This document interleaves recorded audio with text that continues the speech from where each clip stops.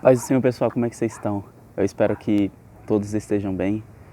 Assim como eu também amanheci bem hoje, por mais que ontem a situação foi um pouco complexa. Mas espero que todos vocês estejam bem e também estou com muita saudade de vocês, muita saudade de vocês. Eu tenho que ser sincero, eu tô com mais vergonha de fazer vídeo do que quando... Olha lá o vento já vindo aí. Do que quando eu falo com vocês pessoalmente. Então, sem enrolação, eu peço que se vocês estiverem com a Bíblia aí do lado de vocês ou com a Bíblia no celular, peço que vocês abram a Bíblia no livro de Ezequiel, capítulo 36 e o verso 26. Eu não vou tomar muito do tempo, mas aproveitando o hino que a Jéssica cantou, já é um hino que bate muito com uma das situações que tem acontecido muito com a gente, com uma das situações que tem acontecido ontem comigo. Quando a gente deposita muito uma confiança em alguma coisa que a gente vai pedir para Deus e não acontece, a gente se sente muito triste, a gente fica realmente muito decepcionado. Mas a gente tem que entender que o nosso tempo não é, e nunca foi, e nunca será o tempo de Deus. Bom, enfim, aí aqui está escrito mais ou menos assim, me acompanhe, verso 26, capítulo 36. E vos darei um coração novo, e porei dentro de vós um espírito novo. E tirarei o coração de pedra da vossa carne, e vos darei um coração de carne. E porei dentro de vós o meu espírito, e fareis que andeis nos meus estatutos, e guardeis os meus juízos, e os observeis. Primeiramente, já quero te pedir perdão, porque eu tô de boné, mas é porque, como vocês podem ver só pelo pouco aqui, o cabelo tá a maior bagunça. Eu literalmente, acho que pela cara dá pra perceber que eu basicamente acabei de acordar e, tipo, pela bagunça do meu cabelo, eu realmente quero muito que todos vocês estejam comigo na eternidade, quando tudo isso passar. Mas eu não quero ser o causador de ter levado vocês para Jesus Cristo antes do tempo, então eu vou ficar de boné para não assustar.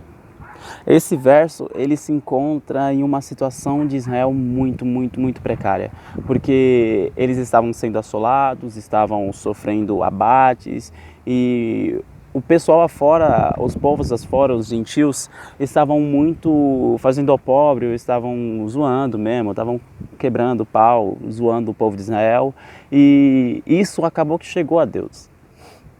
E Deus, ele realmente quis fazer alguma coisa, porque Deus, ele é assim.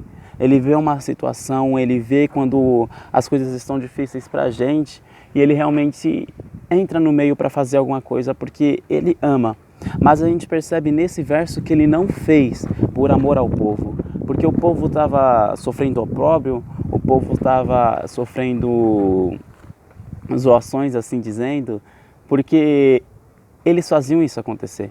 Porque se a gente for ler realmente no verso, a gente vê que o povo de Israel estava fazendo com que esses acontecimentos viessem a suceder assim dessa maneira. Então Deus, ele simplesmente fala, se você for ler, peço que vocês leiam também, interessante. Se vocês for ler, Deus, ele simplesmente fala, eu não estou fazendo isso por amor de vocês, eu estou fazendo isso para honrar o meu santo nome. E logo a gente percebe que Deus também estava triste com o povo de Israel, provavelmente por algum motivo a qual é bom a gente dar uma estudada, e eu acabei não estudando porque acabei descobrindo isso ontem, a gente acabou descobrindo isso ontem, então fica meio difícil para fazer um estudo. Entretanto, a palavra de Deus, ela sempre se baseia, às vezes, em pequenas coisas para falar pequenas coisas com a gente. E então, conforme eu estava escutando o hino que a gente estava cantando, o Espírito Santo estava falando comigo. Ontem eu fui fazer uma oração, né? Tava pedindo para Deus uma coisa e... Desculpa, eu tava me arrumando toda hora, porque eu tô me vendo, é complicado. E eu tava fazendo essa oração e eu tava orando, chorando, como se fosse uma criança, literalmente, pedindo um saguadinho pra mãe. Uma criança quando vai no mercado e pede alguma coisa pro pai, e eles não compram, a gente fica esperneando, e eles não dão. E então eu fui me deitar, meio triste, mas sabendo que o que eu pedi talvez não era o tempo certo de receber. Às vezes o que eu estava pedindo para Deus naquele momento poderia ser algo que Ele poderia sim me dar naquele momento, mas Ele não me deu porque não era o tempo certo de acontecer, ou talvez não era o tempo certo dele ter me dado. E nisso a gente percebe que se cumpre uma das coisas a qual Deus fez com o povo de Israel, na qual Ele falou para a gente também. Porque se a gente for ler lá no Novo Testamento, a gente percebe que Jesus ele também fala, Deus também fala conosco, que Ele vai dar para nós, Ele deu para nós um novo Espírito.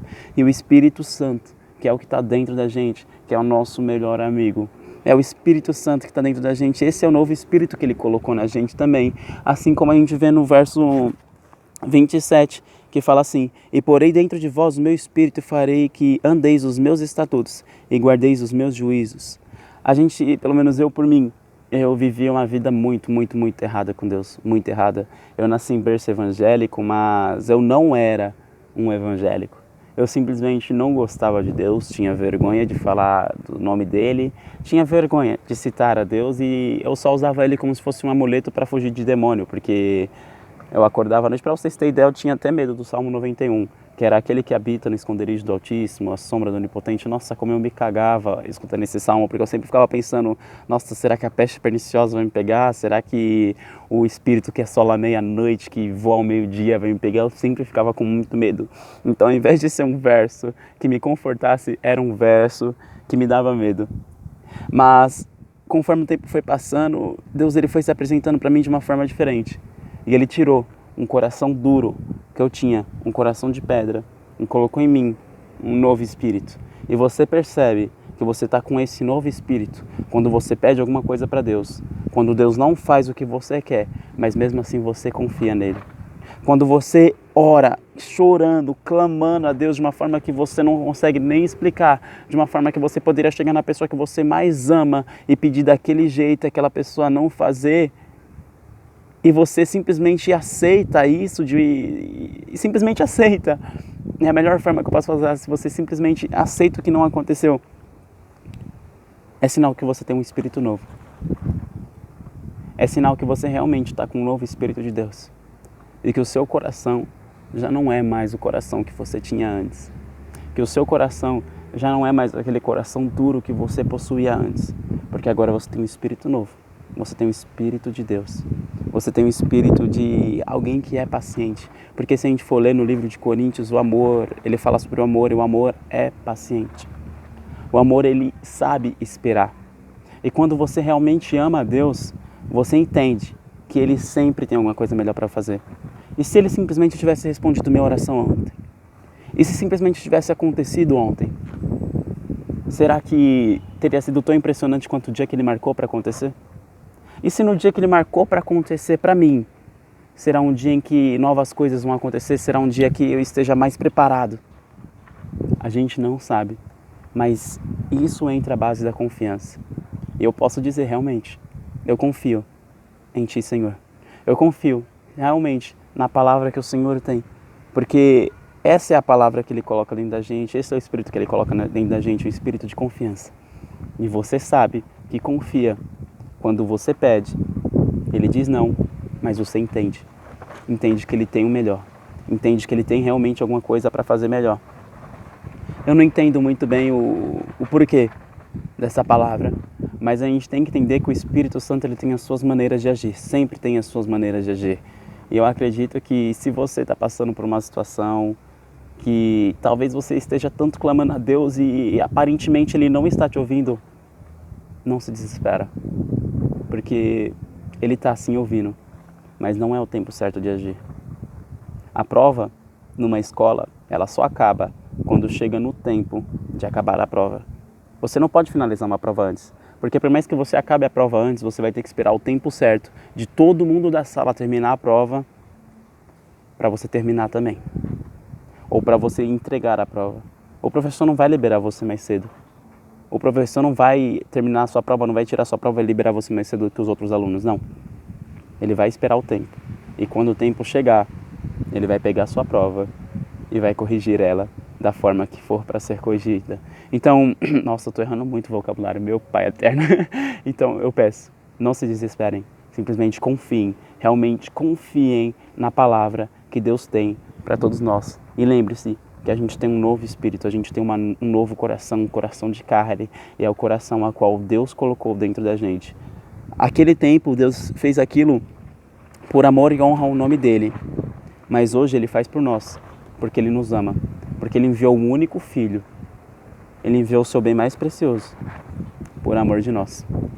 Desde já peço obrigado, fiquem com essa palavra, perdoe-me pela situação que teve, um processo no meio da transição, a qual quando eu fui nascer, realmente, até minha mãe se espantou um pouco.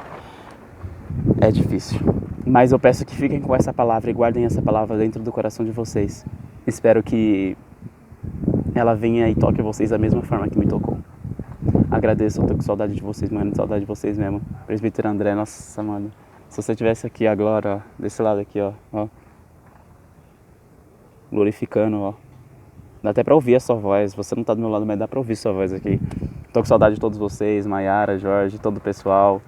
É isso aí. Melhor eu parar porque senão eu vou chorar. Tchau, gente, muito obrigado. Fica com Deus.